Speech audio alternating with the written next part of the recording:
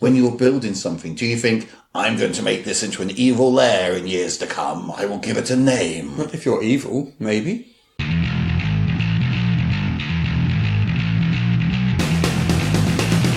Hello, and welcome to Morrus's unofficial tabletop RPG talk. As always, I am Russ, aka Morrus, and with me today is... Peter Coffey from the Southampton Guild of Roleplayers. As always, delighted to be here. And yet again, Peter, you brought with yourself an Angus. I tried to stop him, but he just followed me. I think actually he just didn't leave from the last time. Ah, that would explain that little nest of cushions you got over there. Unfortunately, I have had a mishap since last time. That's all right. We've got a mop and bucket. Well, I got caught by a lich, so I'm no longer a 9th level human fighter. I'm now down to 4th level and having to pick myself up again. You've been level drained. I've been level drained. That is unfortunate. I know that isn't 5th edition, but I'm old school. I didn't notice my hair was getting greyer every time I see you. Oh, I thought that was because he was trying to make it more blonde to go with Django. Those lustrous blonde locks. Silver. I've gone from gold to silver. So hello to both of you. Welcome here yet again. It's been so long since I last saw you. I know. Absolutely ages. So, Peter, what has caught your eyes this week? It's not something that's particularly recent, but a blog that I reacquainted myself with was called Dungeonomics, which is a portmanteau of dungeoneering and economics. Are you familiar? A lady called Multiplexer writes it, and essentially what they do is they look at your standard Dungeons and Dragons trope and explores the economic ramifications of it. Things like, why do wizards keep big flocks of sheep? What happens when you have flying castles? Really fantastic thing. And also, when you're given that map by the king, says, go there and sort out that leech. Who wrote that map? And with their blog and so forth, it gives you this sort of adventure season, works out the ramifications of how you do that. And I think it would really add a lot of verisimilitude to a game. Or verisimilitude. One of those. That does sound very interesting. Yeah, Dungeonomics. It's on Critical Hits, I think. But certainly I always search for Dungeonomics, which is, as it sounds, Dungeonomics.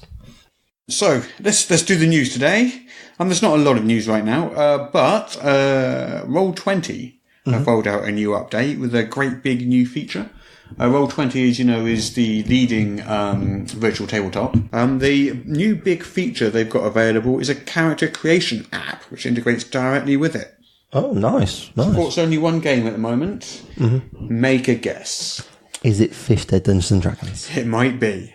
Oh, there is a teaser on their website saying Pathfinder Sort is coming soon.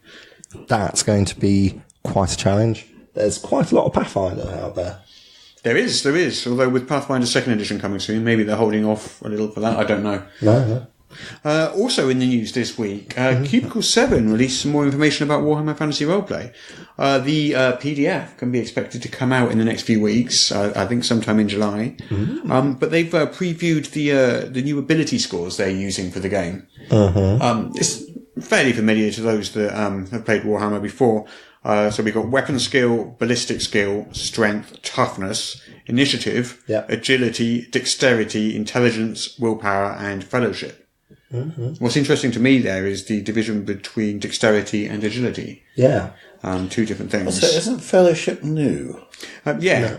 So let's jump back to the dexterity and agility there. So they've decided to split this up because, as they, in their words, they say, dwarfs, they're known for exquisite works of craftsmanship, but they're not flexible acrobats. And that's why they wanted to distinguish between agility and dexterity as being, just because you can do fine, dexterous work on a piece of jewellery doesn't mean you can dance, and vice versa.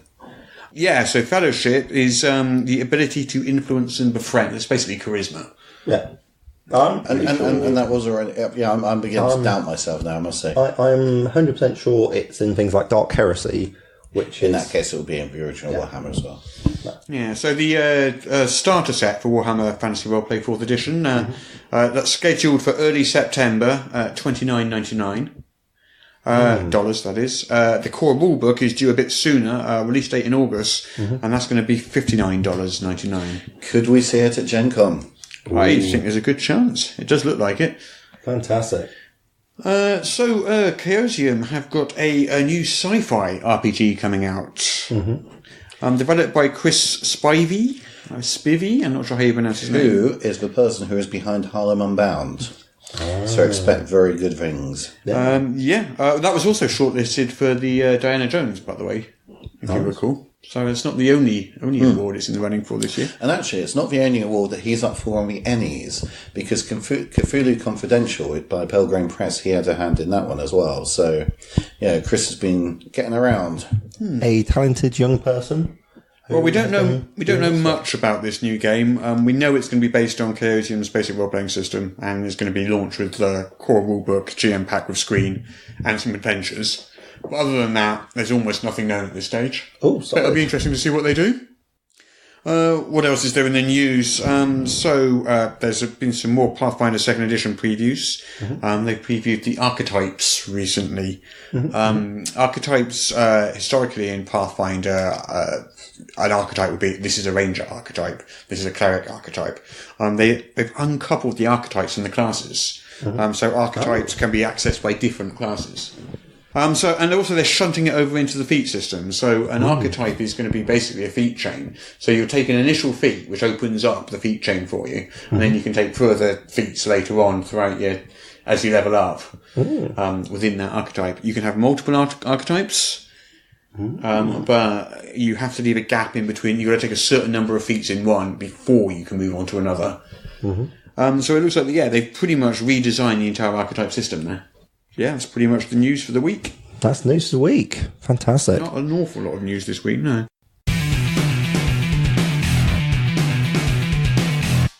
Peter? Yes, Russ. How would you like to play our favourite game in all the world? Oh, boy, would I. Why don't we have a game of Guess the Kickstarter after just being told the title? Hey! I'm sure the title of this game changes slightly each week. Right, are we ready? Yes, let's do it. First one. Here we go. The first one is called Vault of K-Horror. Kahora. K''horror. I see. Not the Avatar The Last Airbender Legend of Korra that we've all been waiting for. It's like K-pop, but K-horror. Oh, you're thinking more Korean. Interesting. There is a strong history of fantastic horror films coming out of Korea, so that would be a thing. I will give you a clue. This is nothing to do with Korean pop music. So we won't be doing it Gangnam Style. I understand. Okay, it sounds like a horror RPG, but instead of being straight horror, I think it's got like a really strong comedy element, because they're clearly trying to parody the Cthulhu things where we just like throw curt and more apostrophes into words, because that's how you are not doing well this week, Peter. I'm sorry, they can't give it better than You're now at minus 15. That's another minus 5 points. So this is an adventure for Tunnels and Trolls. Yes. It is not a comedy. Not a comedy. It involves ancient vampire lords, tombs, and vaults. I don't know what else to say. I mean, that's wrong, really. It's a tomb and vampire lord themed adventure for Tunnels and Trolls. So why horror? I do not know. That's the name of the location. The name of the location is Kahora. So the next one. Like, why Greyskull? Because the castle was grey and looked like a skull. Why do all of these places have names that sound scary? When you're building something, do you think, I'm going to make this into an evil lair in years to come? I will give it a name. Not if you're evil, maybe. The Eye of the Cyclops. Oh, nice. So, I'm hoping, against all reasonable hope, that the Eye of the Cyclops is a throwback to some sort of Odysseus or Ulysses-esque sort of fantastic ancient Greek games where you've got stuff going on and they're trying to blind a Cyclops. And he's all like, who has blinded me? And Ulysses shouts, nobody. And then he's like saying to the Cyclops next, nobody has blinded me. Because, I don't know, Cyclopses weren't very bright. That's probably not it. No. So, I'm going to instead... That's cheating. 2 guesses. No, I'll tell you what I was hoping it would be. What would you have done if we'd said, that's correct, completely right, but it's not your guess, try again. Also, that makes things very awkward. You really shouldn't give me spoilers. So, I have Cyclops. That's a head scratcher, no mistake. What was the first part of the title again? The Cyclops. In the immortal words of Eric Cotton, ski guys, I'm getting home. Shall I tell you? Go on then. Shall I put you out of your misery? I've got no clue. Back on. Okay then. Well, at least you didn't do a wrong guess, so you don't get negative points for this one. You just get no points for this one. So you're still at minus 15 in this completely arbitrary point system that I've made up in my head. I feel like I'm in the Eurovision Song Contest. Well, you won 1 million points last week anyway, so... Then you lost them, though. Although the 1 million points only showed up on the bonus content blooper reel over on Patreon, so the listeners will have no idea what we're talking about. And probably still don't, because you'll probably need to be a Patreon backer to listen to this bit. No, the Kickstarter is actually one of the more popular sections, apparently. Yeah, but not the when we go off on random tangenty things. Unless we try and bring it back by saying, how do you become a member of a Patreon to listen to these great outtakes? How do you become a member of Patreon to listen to these outtakes? Good question. Well, you head on over to patreon.com/Morrus. Morrus? How do you spell that? Morrus. Morrus. Morrus. All together now. Morrus. You can pledge a small amount to support our little podcast, because it does cost us a lot of money. We have to pay Daryl every month. We have to buy all this equipment we're surrounded by here. Yes, absolutely. And so if you could just give us a little bit of spare change each month, you get to hear our outtakes, blooper reel, additional content that didn't fit into the podcast. For example, in the last blooper reel, we had 2 extra takes on our sketch, a discussion of Gen Con and Wizards of the Coast, and then we had all the usual outtakes as well. And you just can't wait to hear more of our dulcet tones. Head on over to the Patreon and sponsor us there. Thank you so much. We really appreciate it. Anyway, moving on. I Am the Cyclops. Cyclops. No idea. So it's a systemless adventure. Ooh. It's a 30-page system-neutral adventure. Light on rules, but it comes with 4 miniatures. Plus a treasure item and a terrain piece. Okay. So you've got everything. You've got the adventure and all the miniatures and terrain that you need to be able to run the scenario. But no rules. Or the encounter. No rules. Provide those yourself. So I could run it in Pathfinder, Starfinder, Powered by the Apocalypse. Bunnies and Burrows. Nice. Tunnels and Trolls. Get extra value out of the K-Horror Kickstarter. To be fair, I think it would be tricky running it as Bunnies and Burrows. I think you could be right. You might be able to do it. Okay, next on our list. The Dragon Scales Fantasy RPG. Some sort of fantasy RPG. Just rather give it away, doesn't it? I'm hoping it involves dragons, otherwise I shall be most bitterly disappointed. Yeah, it sounds a bit like it's going to have a touch of Dragon Age about it, but Dragon Scale, overlapping. So what this is has the involvement of James Ward, who you may remember from Gamma World, Metamorphosis, Alpha, Deities and Demigods, Greyhawk Adventures, things like that. So this is obviously a fantasy campaign, as you could probably guess. Normal wizards, vampires, blah, blah, blah. But the dragons rule the night skies and terrify the populace. Ooh, night dragons. Only the heroes are bold enough to face these dragons, fight them, and take their magical scales to use in further quests.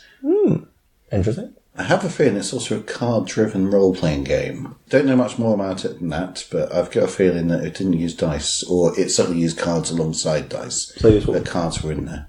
Right, next on the list. The Host. What is the Host? H-O-S-T, Host. Okay, well, Host has a variety of meanings. Let's focus them out there. We've got the organism which has been invaded by a parasite. We've got someone who has invited a bunch of guests to come to their thing. So, possibilities. I'm going to go with Host has been invaded by something else.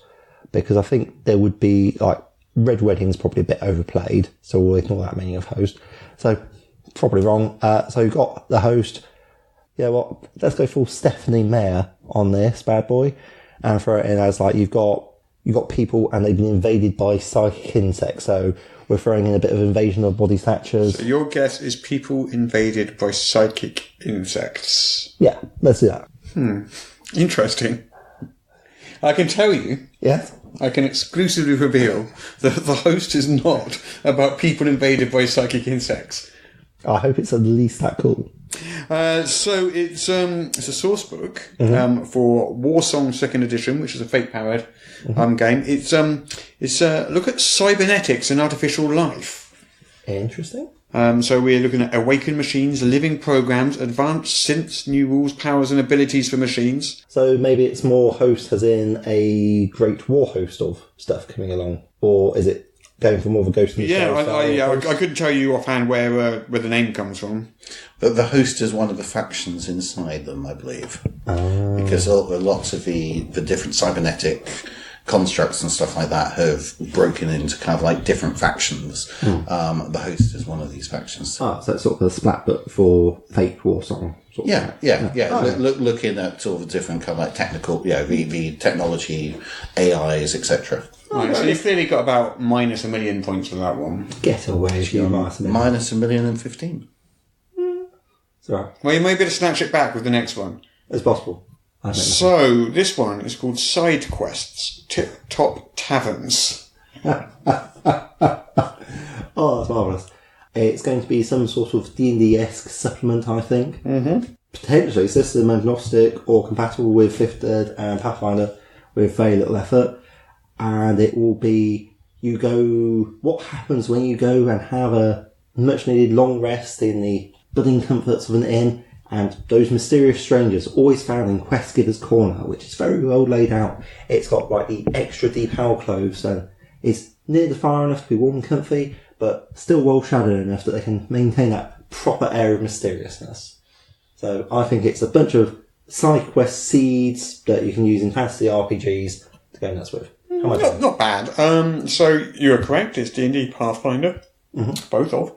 It is a collection of 20 taverns you to insert into your game.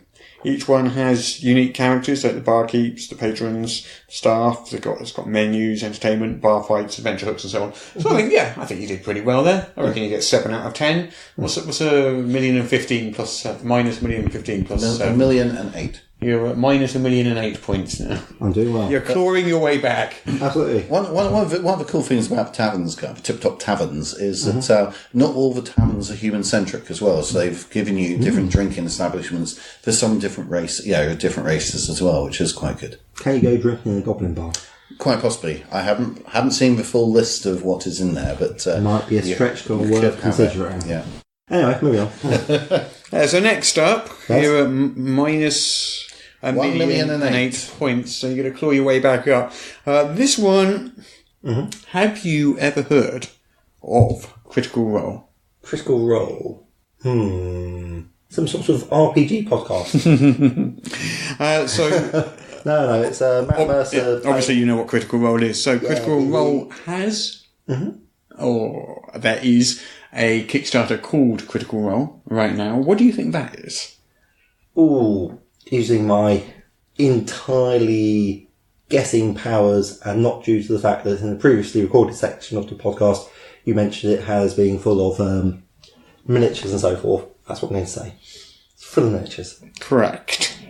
So Steamforged Games have teamed up with the guys over at Critical Role, and they're producing miniatures of the various sort of heroes from their 2 campaigns, Vox Machina and Mighty Nine.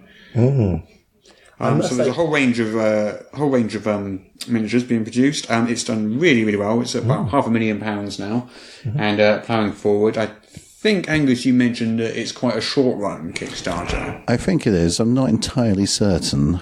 There should be a date where you're looking that we'll be able to say when it finishes. It finishes just beneath the Friday title. the 6th of July, in 2 days' time, because the day is Wednesday the 4th of July, is it not? They might well be, yes. Happy Independence Day, everyone. Except for you guys at Critical Role, sorry. But unfortunately, as Peter used insider knowledge on that one, his result is not only void, but you get a minus £500,000 penalty. I don't think we can count the fact that I'm not deliberately looking at Kickstarters, although being your friend on Facebook does make it very hard not to know about Kickstarters. I'll throw that out there, Angus. But also, if people actually tell me stuff, I'm going to remember it, because otherwise that's how I know everything. It's the basis of human knowledge, Angus. What's wrong with you, you monster? We have one left. One left? Ah. Let's make it a good one. If you don't get this one, I will feel embarrassed. It's possible, I assure you. Here we go. Yeah. Easy read, large print dice. What could that possibly be? Easy read, large print dice. Well, that's a head scratcher.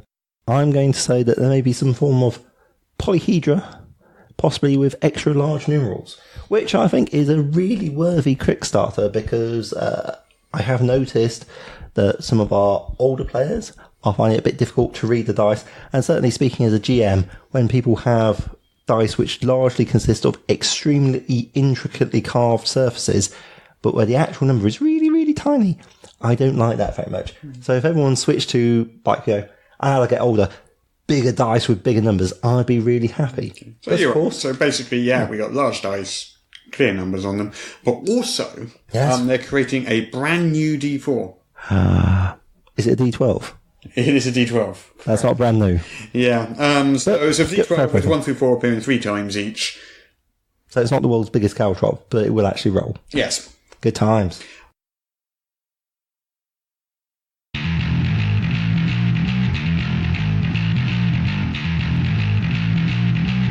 I hear we've got some exciting news this week for us. Yep, today is the day. Today, Wednesday, the 4th of July.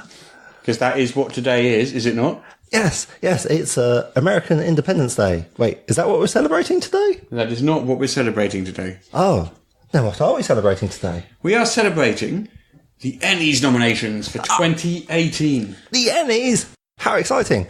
Isn't that the TV thing? Yes. Oh, no, so I'm thinking of the Emmys. So the ENnies are the EN World Gen Con RPG Awards, which take place every year, and they announce the best and the brightest in all of tabletop role-playing games.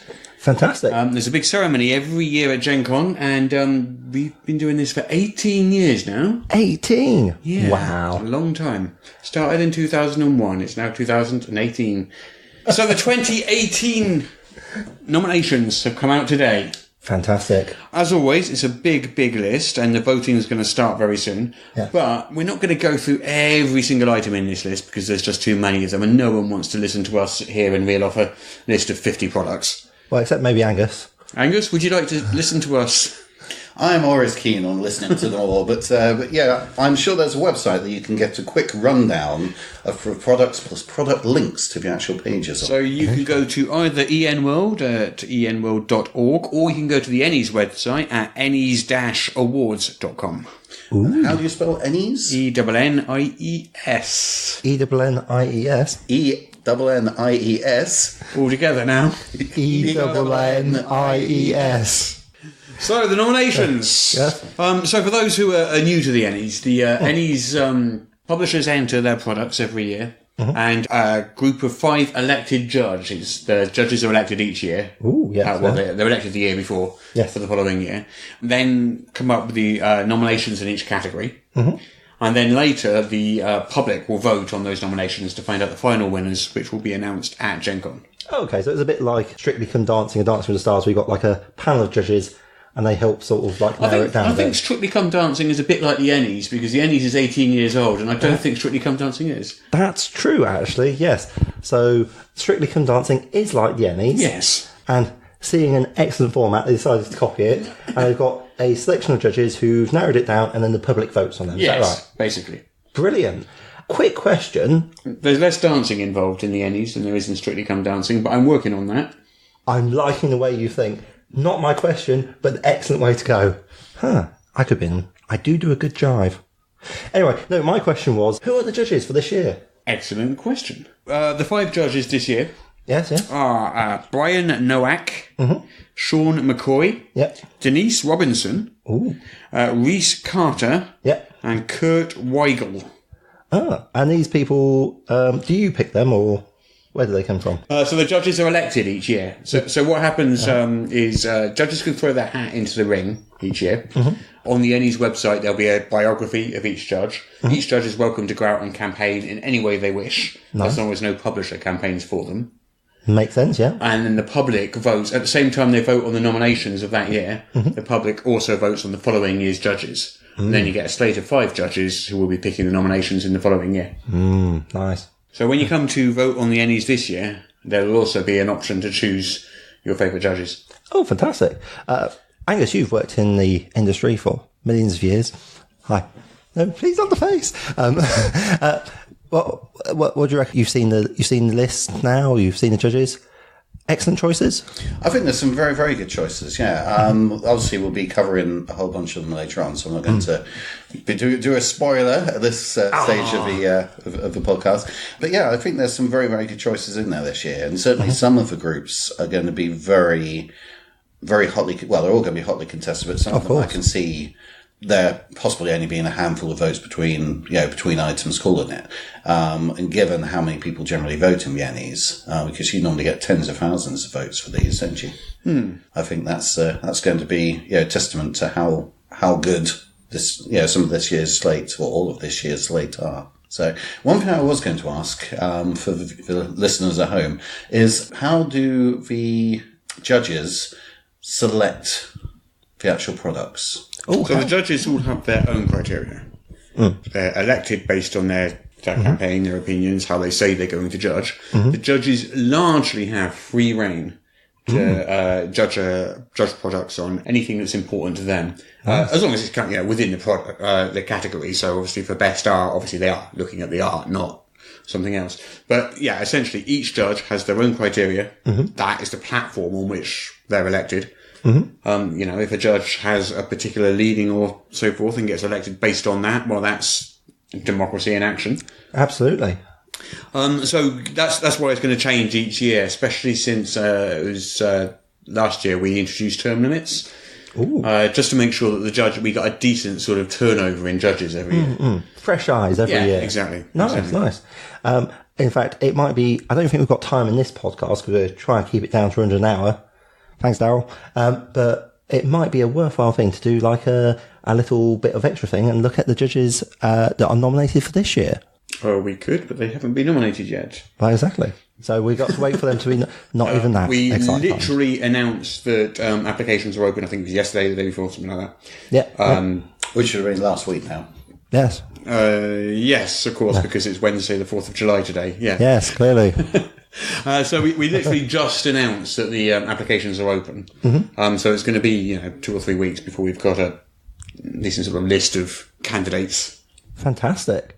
Well, it seems like a really important and influential position for such a widespread and popular award, so it'd be really good to know more about the people who are going to be choosing them next year. Absolutely. Well, we'll definitely cover the judges when it comes to that time. When it gets a bit closer to the time, that'd be fantastic. But let's have a look at this year's nominees, shall we? Oh, yeah. Let's get into the meat of the thing. Right. So, as I said, we're not going to cover every single nomination because there's so many of them. So there's 23 categories of ENnies, and that's before you get into fan publisher awards that gets nominated at a later stage. Yeah, so we got 5 nominations per category, so we're talking well over 100, 120, 130 odd nominations. Right. And I'm sure nobody out there wants to listen to us list every single one of those. So we're just going to concentrate on some of the big sort of nominations here.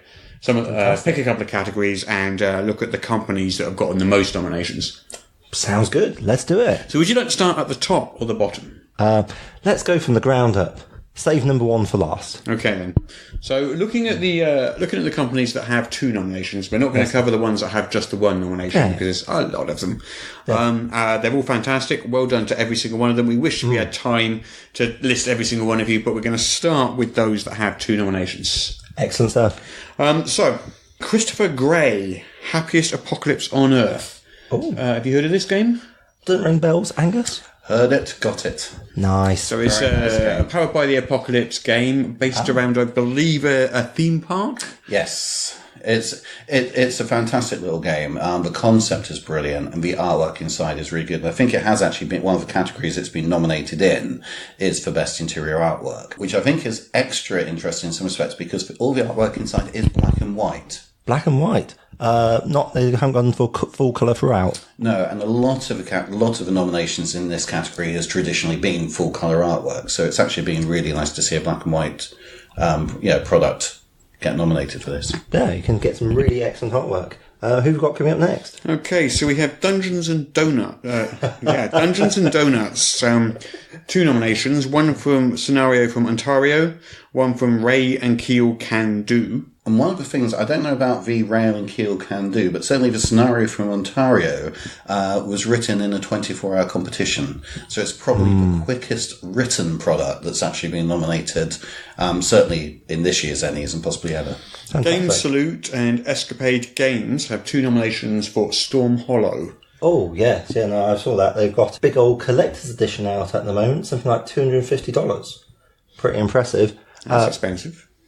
Well, it looks like a very high-end product, and what they have in it is it's essentially a storytelling game. I got the impression aimed towards maybe the younger end of the market, and the idea is you're able to play each scenario through in an hour. So, yeah, strong choice. Are you familiar with Zweihander?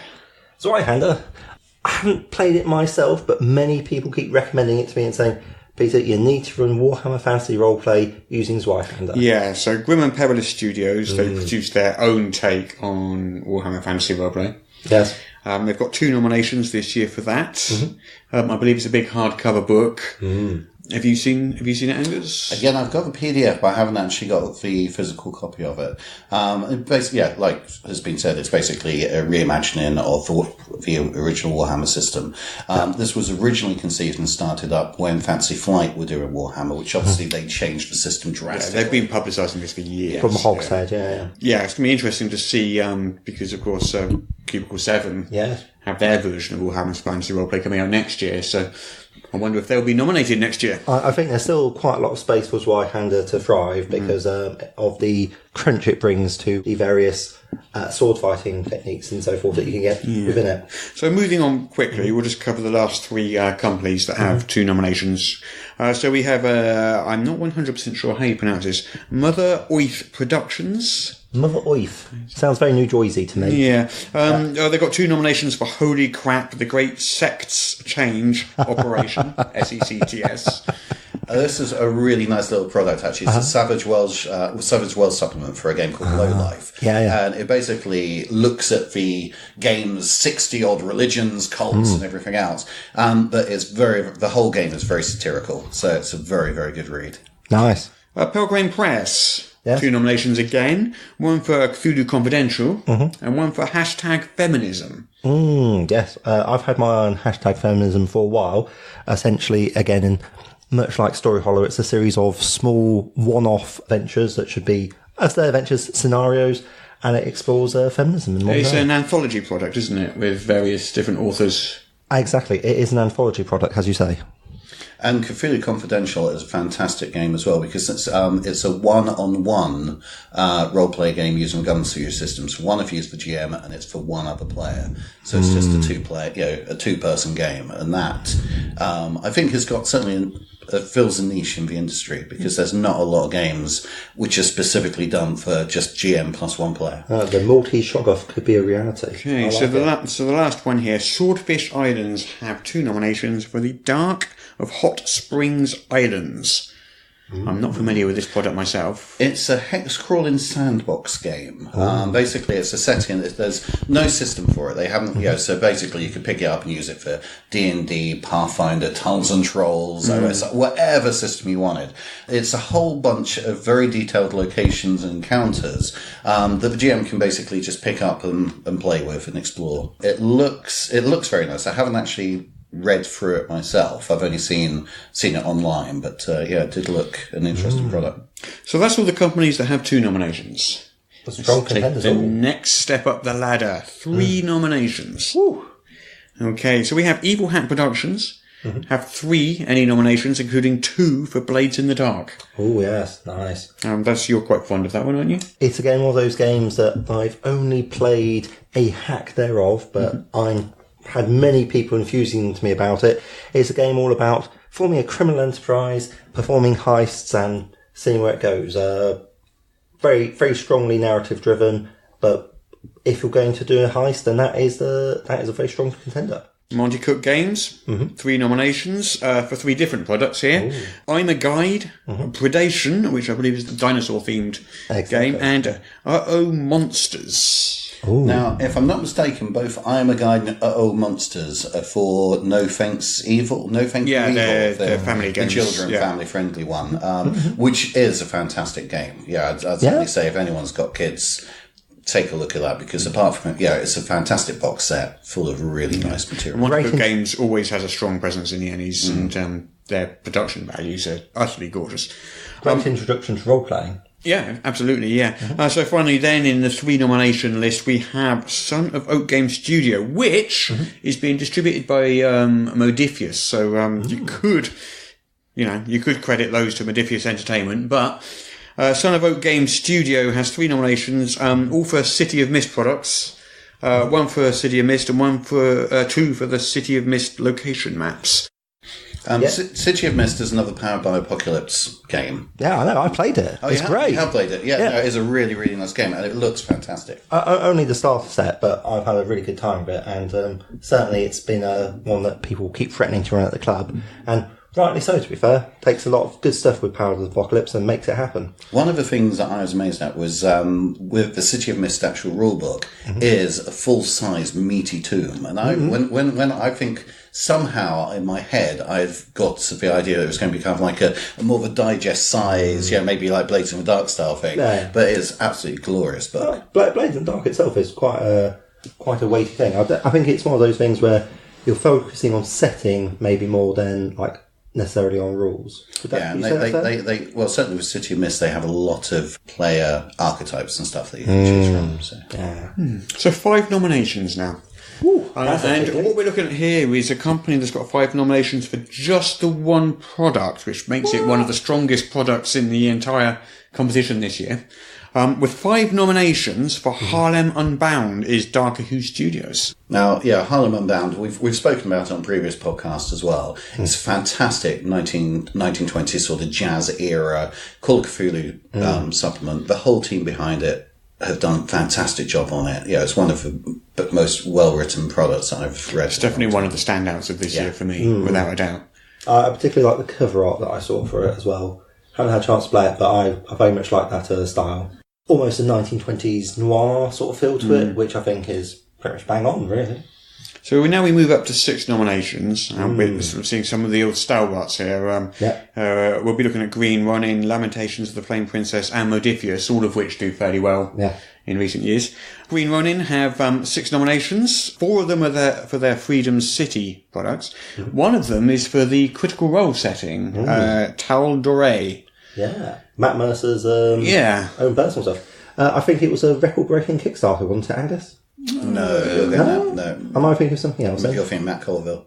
I think of Matt Colville. The Critical Role does have a Kickstarter they're affiliated with at the moment. We're talking about Green Running right now, but there's a Critical Role Miniatures Kickstarter going on at the moment, which is done, I think, about £500,000. Not sure what that is in dollars, $700,000. Still with like a week or 2 left to go. Nice. No, wait, it's Wednesday the 4th, isn't it? Still with about... They're almost finished now. Actually, that one, I'm not quite sure if it was actually a short duration. I think it was, because it only came to my attention a few days ago. So, leaving Green Running behind, we have Lamentations of the Flame Princess. They've got 6 nominations as well, 5 of which are for Frostbitten and Mutilated, which means it rivals Harlem Unbound as one of the top 2 single products with the most nominations this year. Yep. I'm not familiar with the product myself. Have you seen it, either of you? I've read the blurb. I haven't actually had a chance to play any Lamentations. It's on my to-play list because I am keen on the OSR. Yeah. A lot of talk about cannibalistic women feeding troll cats milk and opening up snakes and eating from their bellies. That's not me making stuff up. That's from their blurb material. So Saturday night then, okay. Yeah, pretty much. Finally, on 6 nominations, we have Modifius Entertainment. 2 nominations for their Star Trek Adventures Collector's Edition rule book, which, it's a pretty book. It is a very pretty book. The interior art is full cover. I very much appreciated the chance to actually put a sort of a species/face to the various names that I've heard kicking around in the Trekkiverse. So that's good. Okay then, shall we move on up? We're almost at the end of our list now, so we're looking at 7 nominations. 7 nominations. Forging ahead with 7 nominations, we have a big sweep of Delta Green products from Arc Dream Publishing. 4 for the Delta Green RPG, a couple from A Night at the Opera, and another nomination as well.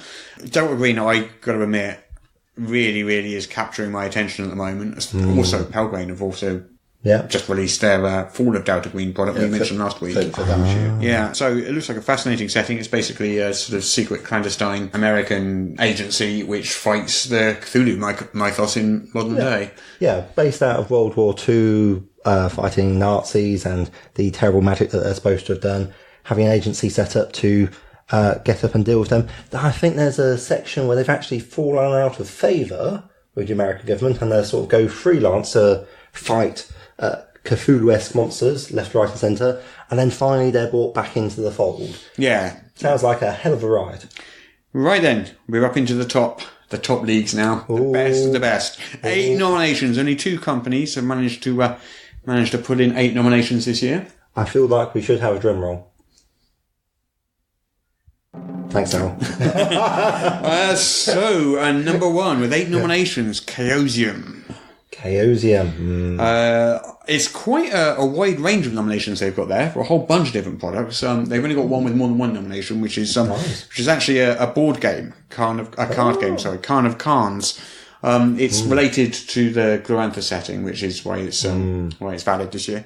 And the other company with 8 nominations, and I don't think there's really any surprise here, Paizo. Oh, of course. Always do very, very, very well at the ENnies.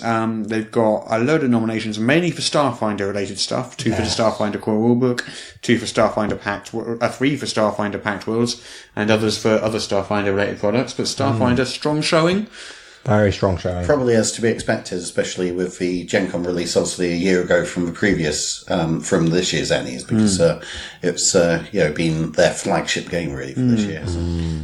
So what have you got the list there, Angus? What else has Chaosium been nominated for, as well as Carn of Cards? For Two-Headed Serpent, which is a big 1930s era pulp adventure that takes place all around the world. You'll be in Bolivia, you'll be kind of like in the mid kind of like Dust Belt of kind of like America. A bit like Mask of Nyarlathotep. Yeah, a bit like Mask of Nyarlathotep. Why can't you people say to be honest, it has had a lot of very good reviews and feedback on this, so I wouldn't be surprised if in years to come they'll be talking about Two-Headed Serpent in the same way that we talk about Master of Nyarlathotep. That's up for Best Adventure, isn't it? That's up for Best Adventure. You got Down Darker Trails, which is Call of Cthulhu's Western setting. So basically, it's in the Old West, the frontier lands, with nasty Cthulhu bits and pieces coming through there. There's also the French Revolution one, which was Reign of Terror. That's been nominated as well, which is kind of like the Paris of the time and everything else. And it's actually got a fantastic map of Paris inside it, which is one of the best cartography pieces I've seen. Although it hasn't actually been nominated for cartography, I don't think. But it has got a very nice map in it. Yeah. You've got the Carn of Carns, which has been mentioned. Ring Quest Quick Start Rules and Adventure, which is nominated as the best free product category. It's a strong showing all round. Oh, and your favourite from the other day, the Grand Grimoire of Cthulhu Mythos Magic. What can I say? It is a crapping name. And I need to get hold of a copy just so I can whack it on the bookshelf, because if I'm going to have a bookshelf, they should have a Grand Grimoire on. No question about it. So the 2 companies who are definitely sort of like the strongest contenders are Chaosium and Paizo this year, and the 2 products by 2 entirely different companies are Frostbitten and Mutilated and Harlem Unbound, both with 5 nominations each. Absolutely. Now, I feel there is a question that I should ask. There's obviously... Why no nominations for people like Wizards of the Coast or Fantasy Flight Games? Neither of those companies entered this year. Right. Okay. So to actually be in with a chance of being nominated to the ENnies, a company actually has to submit the product to be able to be considered for it. You've got to be in it to win it. You've got to be in it to win it. So, I want to talk a little bit about the ENnies, because every single year we get asked the same questions. And one of the questions we get asked frequently is, well, does that actually affect a company's, bottom line or their sales figures? And my answer to that is always, I don't know, possibly not, but it doesn't matter, because that's not the purpose of the ENnies. No. Companies have massive marketing, well, some of the companies have large marketing budgets. They can handle their own marketing. The purposes of the ENnies is to reward the actual individual creators So it's not so much for the publishers themselves as it is for like the cartographers and the editors and the writers and the artists and all these different people who can turn around then and say, I got an ENnie for my cartography in this book. Nice. And that's why I think it's important for companies to enter things like the ENnies, because even if it's not necessarily all about their bottom line, it is about rewarding one way that they can reward their employees and their creators and give a little back and just say, look, thank you so much for all the hard work you've done for us. You've done really good work. You deserve an award. I can't help but think it would probably still help a company's bottom line, because even knowing that if I went in, like, say, 10 years ago, knowing very little about RPGs or whatever, I'm looking at 2 books, I'm probably going to go with one that's won some awards. I'll be fair. Yeah, I think certainly where I came from publishing background, what you saw is it can help small companies enormously. Absolutely. Because, kind of like, I remember the first year that we did Cubicle 7, we got 3 nominations for first year before we went full-time. When we had gone full-time, we had something like 13 nominations that year, which rivaled Paizo's nominations for a year. Now, the chances are is, we might not have won anything, but the thing is just getting those nominations made people go, who are these people? And certainly made our stand at Gen Con, slightly more of a destination stand to actually check us out. And Shadows over Esteron, which won very big a few years ago, which is a French company, they won a whole load over that weekend, over the Gen Con weekend. They saw an influx of people coming to the stand for the day following the ENnies, just to check it out, because it wasn't a vastly well-known game from a brand new publisher, and so it can really, really boost it. If and it's like Harlem Unbound. I think a lot of people will be checking out something like Harlem Unbound this year because of the sheer number of nominations it's got from a company where this is their first product. So I think it can do very well on the company side. For the top end of people like FFG, Paizo, WotC, the awards won't have that same amount of sales significance, but it's certainly very, very nice to be able to say, hey, we won, especially with Paizo, because Paizo this year, they haven't got WotC as competition. And in previous years, they can walk away going, hey, we've won like 8, 9 ENnies. It's a big... but more importantly for Paizo, individual designers can go, hey, that adventure that I wrote, I have won an ENnie. It's a reward for the people, not for the companies. Yeah, and also for the writers of those adventures, etc. They can then go to other companies and say, I wrote the award-winning adventure. I am an ENnie award-winning writer. I am an ENnie award-winning artist, for example. And that will actually help them pick up work later on as well. And you see it all over social media. When the ENnies are announced today, for instance, there'll be a load of people going, the product I worked on has got an ENnie, or, and then, they'll be campaigning and talking about it up until the ENnies. And then the ENnies themselves, kind of like after the ENnies are done, they'll be like, I won an ENnie, or congratulations to the ones that won the ENnie instead. But the thing is, kind of like there is a lot of groundswell amongst the production teams and the creatives involved in each product. I would love to win an ENnie. We told you not that, Twente. Oh well. I must say it's a thrill. Kind of like sitting down, listening, going through the whole thing, listening. Your product name gets called out.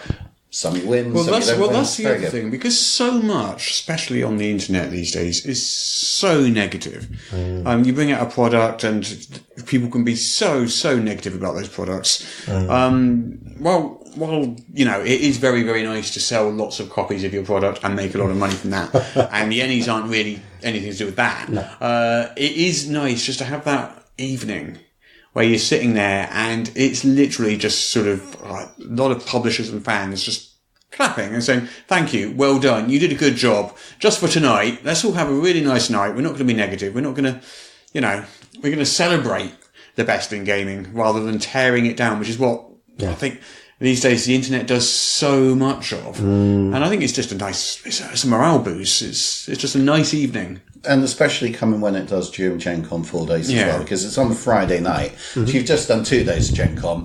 You're halfway through, you've got another 2 to go. And it's a nice kind of like, pick me up. It's giving me a little bit more energy to see for the next couple of days. Plus, of course, there's a bar, which always helps. Absolutely. Okay. Sadly, I won't be at the ENnies this year. You'll be there, won't you, Angus? I should be there. I think the next one I definitely 100% want to make sure I go to without fail will be the 20th anniversary ENnies, which is the year after next. Yeah.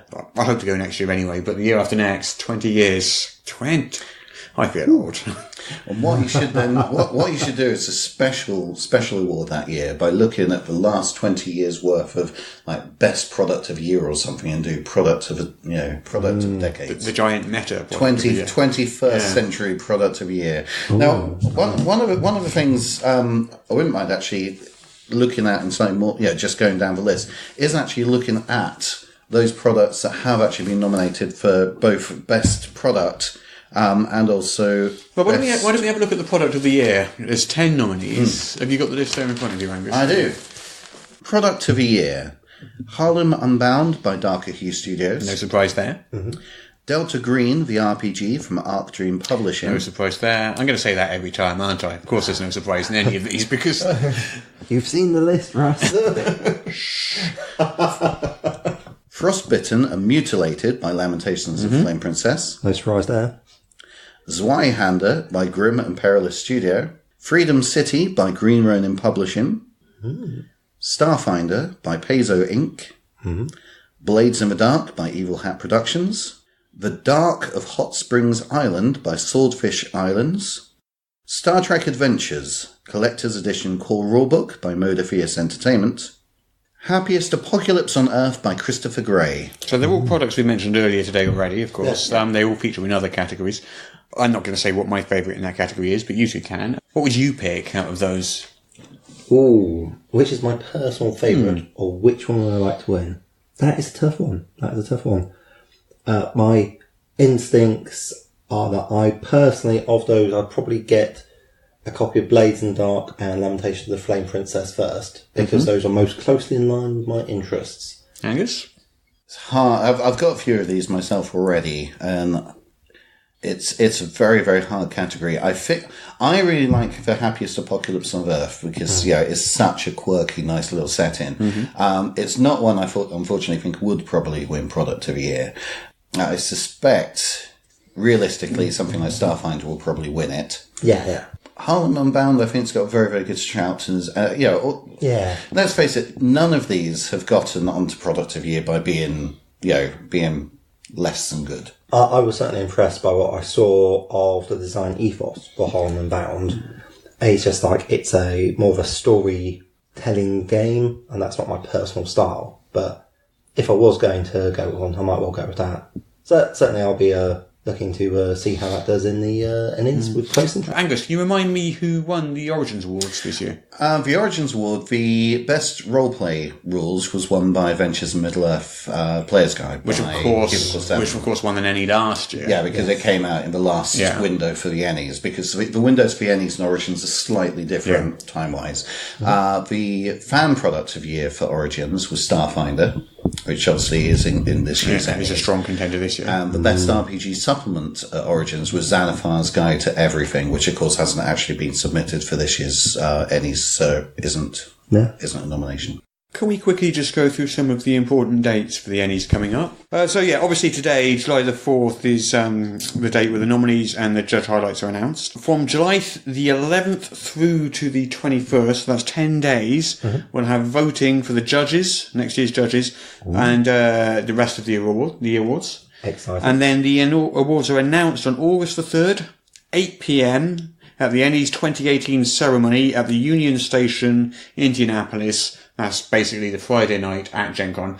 Anyone can attend, no tickets needed, just turn up, no dress code, although I tend to try and dress a little smartly on those nights. That's a big occasion. Well, there's no dress code, no tickets required. And it's a great night, and you get to see all your favourite publishers get a little bit of well-deserved recognition. A little bit of that stardust. Fantastic.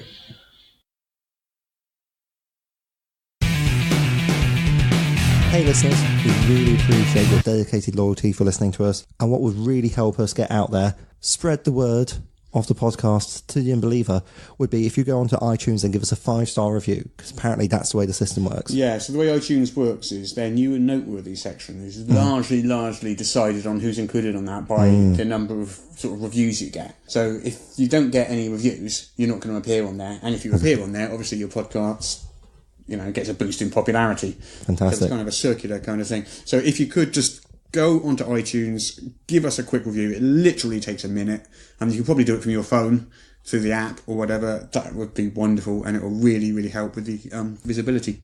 We have, in fact, had several listeners. I suppose they're listeners. Yes, we've. Tell us about these, please. I know. The concept of people listening to us is, well, We've actually got a decent number of people. Look at that number there. Look. What does that number say? What? That's unbelievable. Not for a starting podcast. I just find it hard to believe that anyone would want to listen to us, but I'm pretty sure they're all tuning in for me. Yeah, it seems likely it's your charismatic voice or something like that. Not the face, huh? Yeah, we've had some people write some lovely things for us, like, great episode. If you guys don't add some show notes with the games you mentioned, I'm going to get in a car wreck trying to write it all down. I will add that we do add show notes to the game. We now add show notes as an important safety precaution because we value you all and we don't want any of you to get in car wrecks trying to write down the stuff whilst we're gibbering. It's just not worth it. So what else have people said? All nice stuff. Well, no, some of it's been really good. I've really appreciated it. Like, they're reminding me that Buddhism originated in India rather than China, which, in fairness, I did know. But when I was talking about Monkey, I may have got very excited and said that they were going to take Buddhism to India, which would obviously be like taking coals to Newcastle. As I recall, you were talking about 300 miles a second. Oh, pausing for breath. So it's understandable if you did make a couple of mistakes partway through there. Apparently, someone has said most successful podcasts are built off people who have knowledge and passion for a subject just chatting about it. You also have a good rapport / chemistry, which is very helpful, which I thought was really sweet. I'm really impressed that he thinks that we have knowledge too. I know. Shh, don't tell them. Like their ignorance of our complete lack of knowledge about anything is touchable. But we really appreciate that. So that's amazing.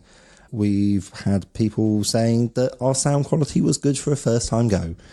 So I'm like, yeah. That's kind of a slightly backhanded compliment, but okay. It's from someone in It's from someone in Britain. This is like, we have been embraced in their arms. That's all I can say. And someone also said, just listen to podcast number 1, second one yesterday, really good and enjoyed it. And that was fantastic. So we're just saying this because we really appreciate all those people who've taken the time to actually listen to what we're doing. So wow, thank you so much. And also to actually take the time to let us and maybe iTunes and whoever know about what they think. Because it's fantastic. We really do appreciate all the feedback we get. I'm just looking at we have a nice little Twitter review here, by the way. Ooh. Love the polearm segment. Brilliant. Very Monty Python with an ending that could be straight from Hitchhiker's Guide to the Galaxy. Pew, pew, pew, pew. That was from Triumvine, whose game we discussed last week. Lovely. And he's still late for podcast. What can I say? It's a clearly snappy name. In the last podcast, we held a competition, the winner of which would get a copy of Now, the modern action role-playing game. As it happens, we're recording early this week because the ENnies nominations are being announced next Wednesday. We want to have the podcast ready in time. So we won't be able to announce the winner of that competition until next episode because technically the competition entry period is still open until the end of day today. You'll be hearing this on Wednesday the 4th. Today for us is actually the Friday before.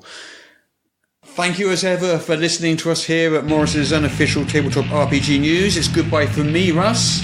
It's goodbye from me, Pete Coffey. And it's goodbye from me, Angus Havens. Bye. Goodbye.